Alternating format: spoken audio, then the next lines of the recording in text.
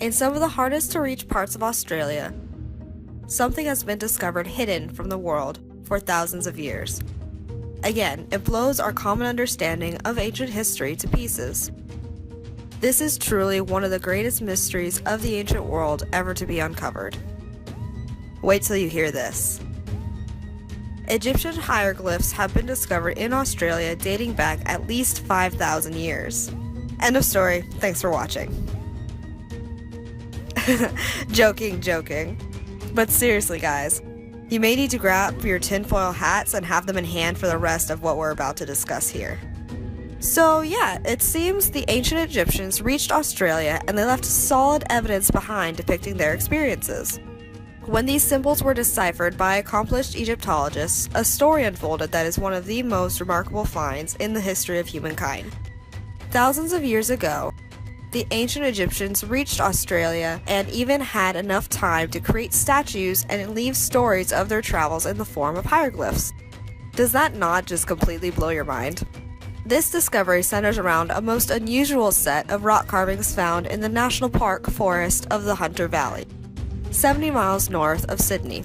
The enigmatic carvings have been part of the local folklore of the area for nearly a century, with reports of people who sighted them dating as far back as the early 1800s, when Australia was pretty rural.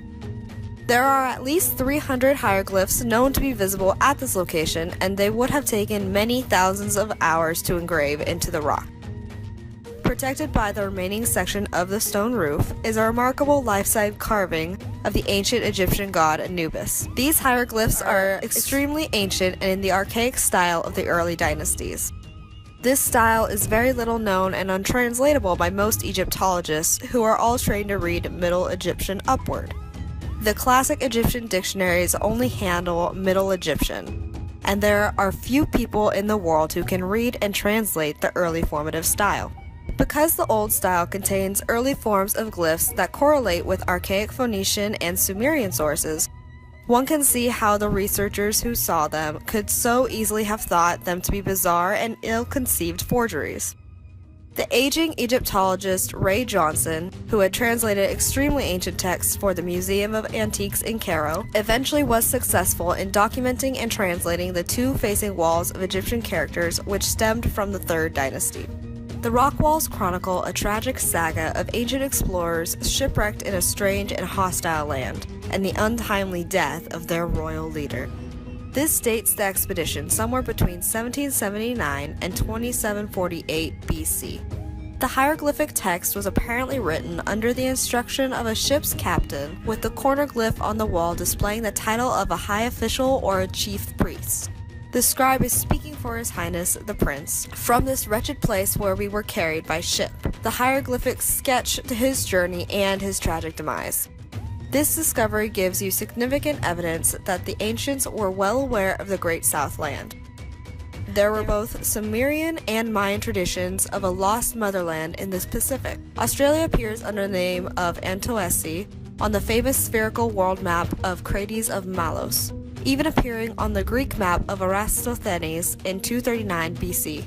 It seems fairly certain that the maritime civilizations of antiquity were quite capable of extensive ocean voyages, particularly the early Egyptians. In the 1950s, a 4,500-year-old 100-foot ocean-going vessel was excavated from right next to the Great Pyramid. In 1991, an entire fleet of even older boats was found buried in the desert at Abydos in Upper Egypt. According to Cairo Times, in 1982, archaeologists working at Fayum uncovered fossils of kangaroos and other Australian marsupials. And there's also the strange set of golded boomerangs discovered by Professor Carter in the tomb of Tutankhamen in 1922. But this isn't even scratching the surface. In 1931, Australian anthropologist Sir Grafton Elliot Smith examined mummified remains in a New Zealand cave. He identified the skull as being that of an ancient Egyptian at least 4,000 years old. A gold scarab was also dug up. His papers seem to have mysteriously disappeared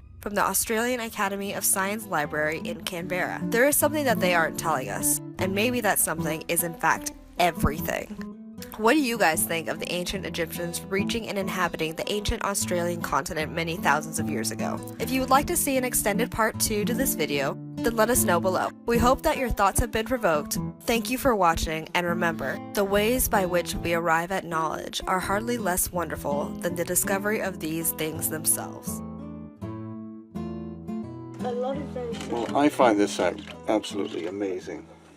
And what's impressive is not only that it's been translated by Yusuf Awiyan and Mohammed Ibrahim, who are, again, Egyptian experts in hieroglyphics, but also that the weathering and also the presence of lichen and moss is the same on the surface as it is in the indentations. And so to me, not being a geologist, but that would indicate significant age of both. So the idea that the lichen buildup and the fact that the surface is the same shade as the indentation means that this is of a significant age, much, I would guess. In other parts of the world where we have ancient work on walls, etc., exposed surfaces of stone, whose age we do know as being thousands of years old. This to me, amateur, but still, this to me indicates that, that these are extremely old, and I definitely trust the knowledge and wisdom of Yusuf Awiyan and Mohammed Ibrahim of the Kemet School of Egypt. I trust that they know what they're doing in terms of translation, not depending simply on the Rosetta Stone, but on decades of understanding of the fact that the hieroglyphics of Egypt evolved over time. They changed from the Old Kingdom, Middle Kingdom, into the New Kingdom.